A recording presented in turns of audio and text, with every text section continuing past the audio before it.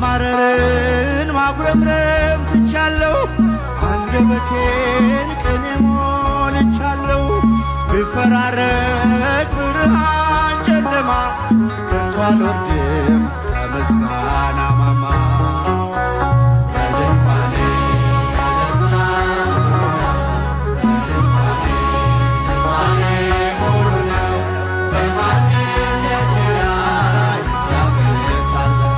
ድንኳኔ እጃችሁን ግበደሙ